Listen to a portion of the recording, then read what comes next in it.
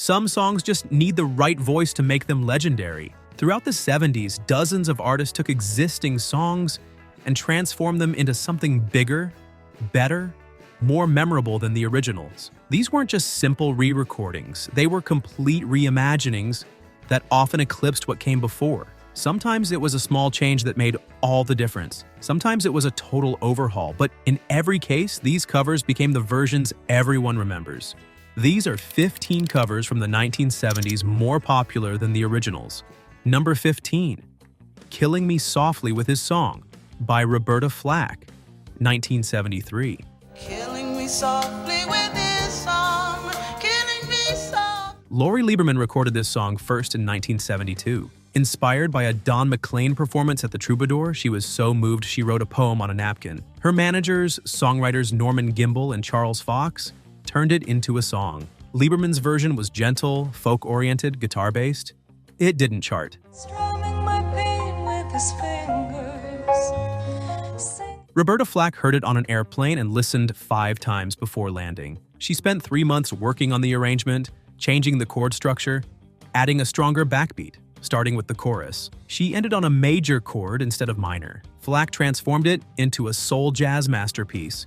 Strumming my pain with his fingers, singing my life. Released in January 1973, Flack's version spent 5 weeks at number 1. It was the number 3 song of the year and won Grammy for Record of the Year. Even the Fugees' 1996 hit was based on Flack's arrangement, not Lieberman's original. Killing me softly with his song, killing me softly. Number 14, The First Time Ever I Saw Your Face by Roberta Flack, 1972. And the moon and the stars. Ewan McColl wrote this song in 1957 for Peggy Seeger, who would later become his wife. During the 60s, it was recorded by dozens of folk artists. The Kingston Trio, Peter, Paul and Mary, Gordon Lightfoot, the Chad Mitchell Trio. All pleasant versions. None made a dent in the charts. An endless sky, my love.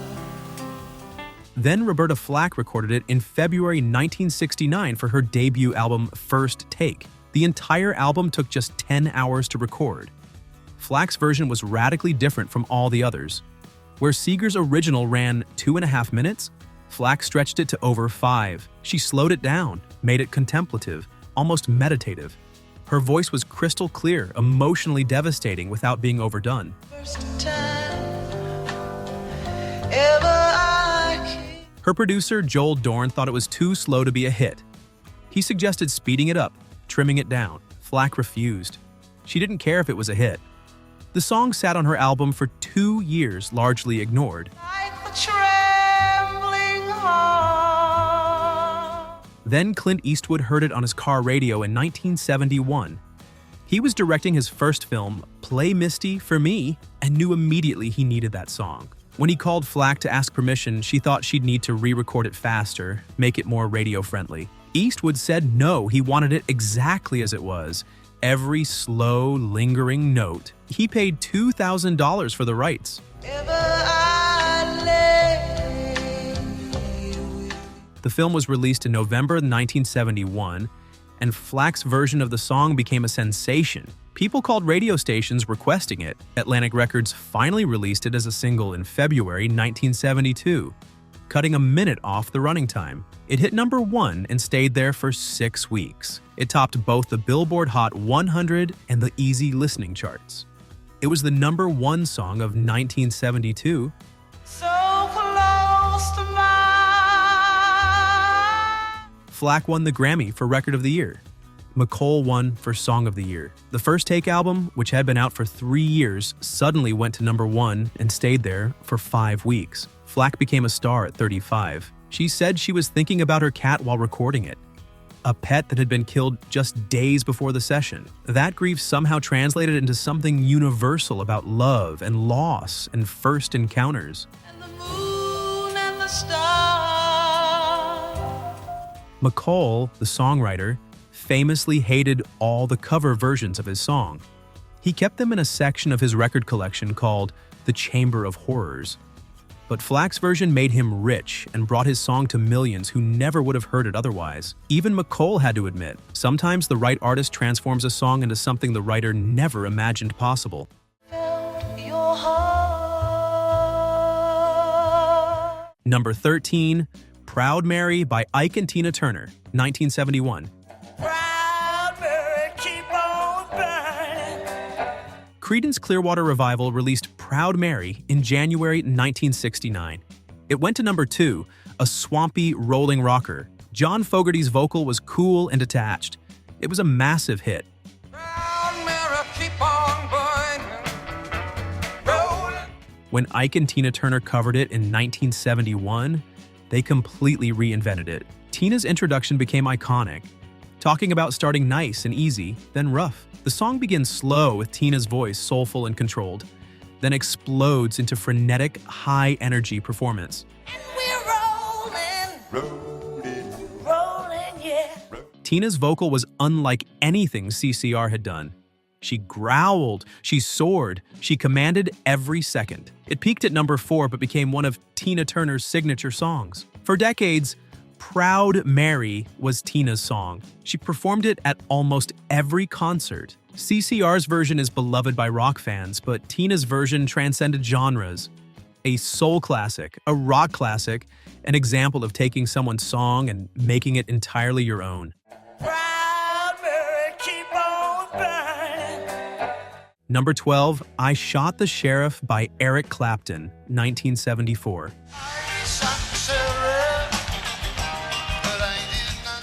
Bob Marley wrote and recorded I Shot the Sheriff in 1973 with the Wailers for their album Burnin'. It was reggae through and through, political, dangerous with that distinctive Jamaican rhythm. Outside Jamaica, Marley wasn't yet a household name.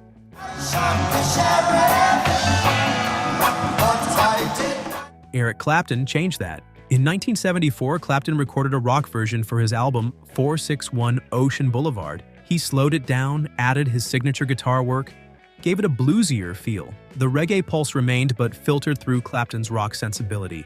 Shot the sheriff, but I swear it was. Clapton's version hit number 1 in the United States. It introduced Bob Marley to audiences who'd never heard reggae before. Marley got royalties, exposure, and validation. Clapton's cover helped launch Marley's international career and opened doors for reggae music in general. It's one of those rare situations where the cover became more famous, but the original artist benefited enormously. Number 11, Me and Bobby McGee by Janis Joplin, 1971. Good enough for me and my Bobby McGee. Chris Christopherson wrote Me and Bobby McGee and recorded it in 1969. His version was country folk, laid-back, conversational. Roger Miller covered it that same year. Neither set the world on fire. Good enough for me and Bobby McGee. Then Janis Joplin recorded it in 1970, just days before she died. Her version was released posthumously in January 1971 on Pearl. It went to number 1. Janis transformed it from a gentle country ballad into a raw, soulful rock anthem. Her voice was full of longing and heartbreak. Hey, feeling good was good enough for me. The lyrics about freedom and loss seemed written for Janis. She changed Bobby from a man to a woman, making it her story. The pain in her voice was real. Janis died at 27, 3 months before Me and Bobby McGee hit number 1. She never knew it would become her only number 1 single. Christopherson has said repeatedly that her version is the definitive one. Good enough for me and my Bobby McGee. Number 10, Higher and Higher by Rita Coolidge, 1977. Quench my desire.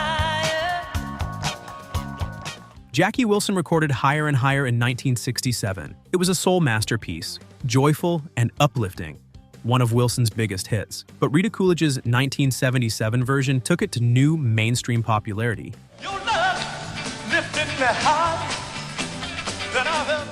Coolidge's version had disco-influenced production that fit perfectly with late 70s tastes. Her voice was smoother than Wilson's, less raw but equally emotional. It hit number 2 on the Billboard Hot 100, higher than Wilson's version ever got. For a while, Coolidge's was the version everyone knew on pop radio.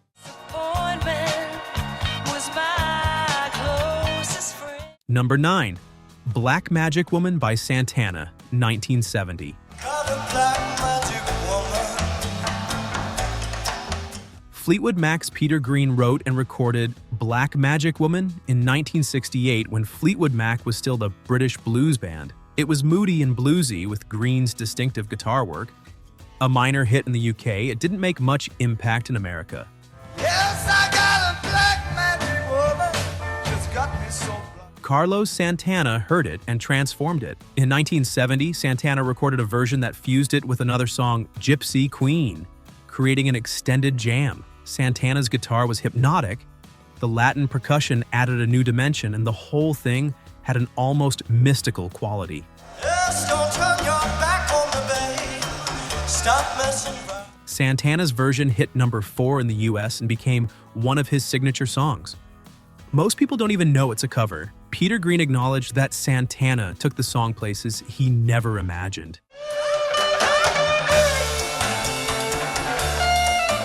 Number 8, They Long to Be, Close to You by the Carpenters, 1970. They long to be close to you. Dionne Warwick recorded this Burt Bacharach and Hal David song in 1963. It went nowhere. Richard Chamberlain tried it. Herb Alpert tried it. The song had been around for years, recorded by multiple artists, and nobody could make it work.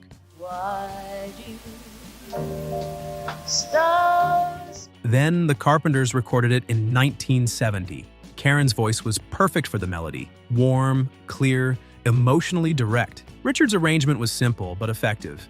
Everything clicked. The day that you were born, the angels got together. The Carpenters' version hit number 1 and stayed there for 4 weeks.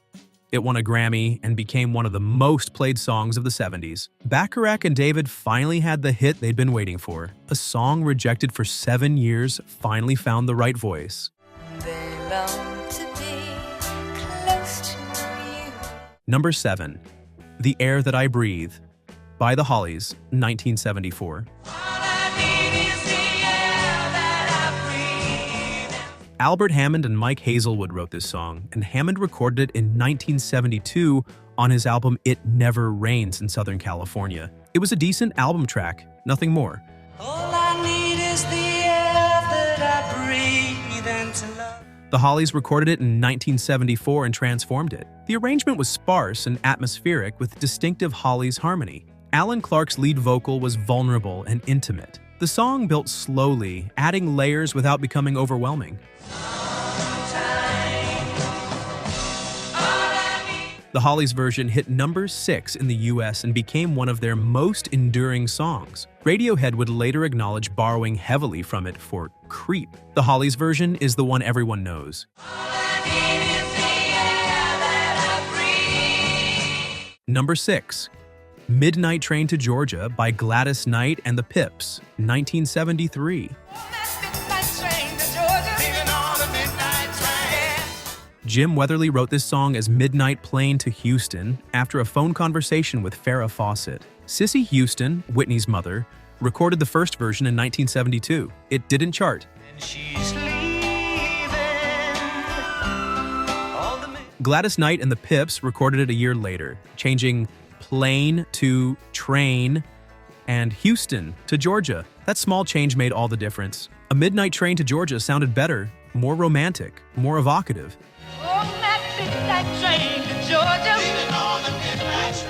Gladys's vocal was phenomenal, soulful, powerful, telling a complete story. The Pips' backing vocals added depth. It hit number 1 and won the Grammy for Best R&B Vocal Performance. Nobody remembers Cissy Houston's version. Gladys Knight owns this song completely. Number 5, Without You by Harry Nilsson, 1972. Badfinger wrote and recorded Without You in 1970 for their album No Dice. It was a decent power ballad buried mid-album, never released as a single, just another track. Harry Nilsson heard it and recognized its potential. In 1971, he recorded a version that was dramatic, orchestral, and emotionally devastating. Nilsson's vocal was passionate almost to breaking. The arrangement built to an overwhelming crescendo. Released the late 1971 and dominating charts in early 1972, Nilsson's version hit #1 in the US and UK. Most people had no idea it was a cover until Mariah Carey covered Nilsson's version in 1994. Badfinger's Pete Ham and Tom Evans received royalties and recognition. Their beautiful song lived on through Nilsson's interpretation. Number 4, Hooked on a Feeling by Blue Swede, 1974.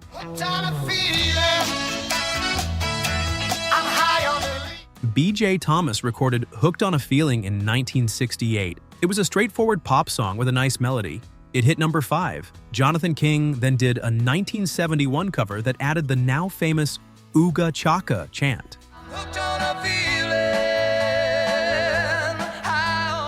Blue Swede, a Swedish rock band, took Jonathan King's arrangement in 1974 and made it their own. Their version opened with that infectious Ooga Chaka chant before the song kicked in. It was quirky, catchy, impossible to forget. I can't stop this feeling. Blue Swede's version hit #1 in the US. It was everywhere. B.J. Thomas's original was good, but Blue Swede's was a phenomenon. Decades later, Guardians of the Galaxy introduced it to a new generation. Number 3, Blinded by the Light by Manfred Mann's Earth Band, 1976. Bruce Springsteen wrote and recorded this song for his 1973 debut album, Greetings from Asbury Park. It was written in a rush when the record company said he needed a single. Springsteen sat in his bedroom with a rhyming dictionary and threw words together. Madman drummers, teenage diplomats, go-kart Mozart. The lyrics were dense, almost impenetrable, full of personal references nobody outside New Jersey would understand. Springsteen's version was released as a single.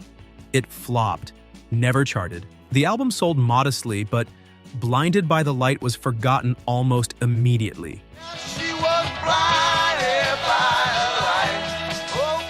3 years later, Manfred Mann's Earth Band heard it. They'd been making progressive rock albums since 1971 without much American success. Their producer received Springsteen's album from a Philadelphia DJ who thought they could do something with a few of the tracks. Mann went through the album and picked Blinded by the Light as one to cover. They completely reimagined it. They changed some lyrics. Cut Loose Like a Deuce became Revved Up Like a Deuce. They added a synthesizer intro that sounded like The Who's Won't Get Fooled Again. They threw in the piano melody from Chopsticks as a transition. They extended it to 7 minutes, turning it into a prog rock epic with multiple movements and an extended guitar solo.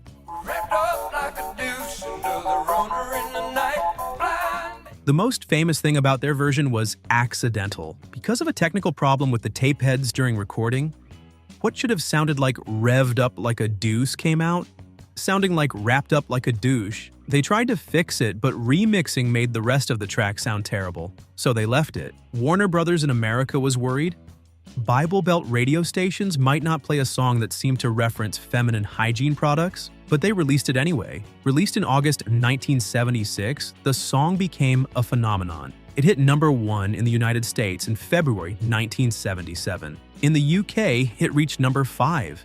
It became Manfred Mann's biggest hit in 13 years. Their previous #1 had been Do Wah Diddy Diddy in 1964. It set a record for the longest gap between #1 hits.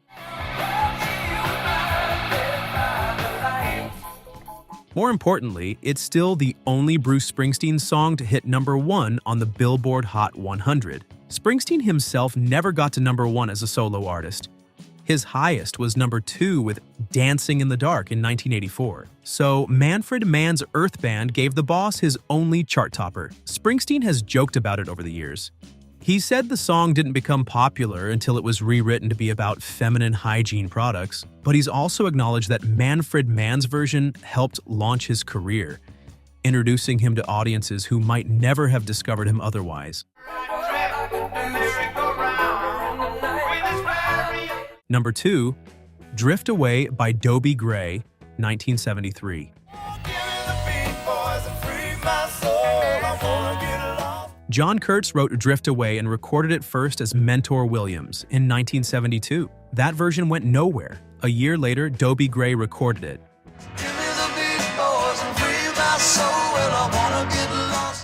Gray's version was soulful and rootsy with a melody that stuck. The lyrics about music saving your soul resonated with everyone who'd ever turned to a song for comfort. It hit number 5 and became one of the defining songs of 1973. Multiple artists have covered it since, but Dobie Gray's 1973 recording remains the definitive version.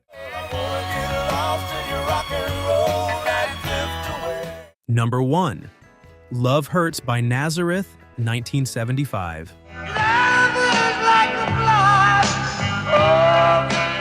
Boudleaux Bryant wrote this song, and the Everly Brothers recorded it first in 1960 for their album, A Date with the Everly Brothers. It was never released as a single, just an album track that most people never heard. The Everly's version was gentle, delivered in their distinctive pleasing harmonies, a soft country ballad that ran 2.5 minutes.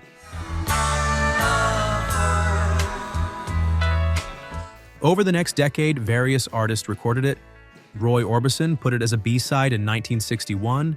Graham Parsons and Emmylou Harris did a haunting version. But none became major hits. The song remained obscure, buried in album tracks and B-sides. Then Scottish hard rock band Nazareth heard the Parsons-Harris version while driving in their van and decided to record it. Nazareth's approach was radical. They took this gentle country ballad and turned it into a power ballad. Lead singer Dan McCafferty's vocals were raw, sandpaper rough, almost screamed, like he was falling into the pit of despair. The guitar solo became iconic, one of the most memorable solos in rock history. They changed one line. Love is like a stove became love is like a flame, making it feel less domestic, more universal and timeless. Released late in 1974 on their album Hair of the Dog, it initially flopped in the UK, but in April 1975 it became a hit in South Africa. Their label A&M decided to release it in America, where Texas radio stations started playing it. Gradually, stations across the country followed. By March 1976, it peaked at number 8 on the Billboard Hot 100. The song that had failed twice, once as an Everly Brothers album track, once as a UK single, finally found its audience. Nazareth's version is now considered one of the greatest rock ballads of all time.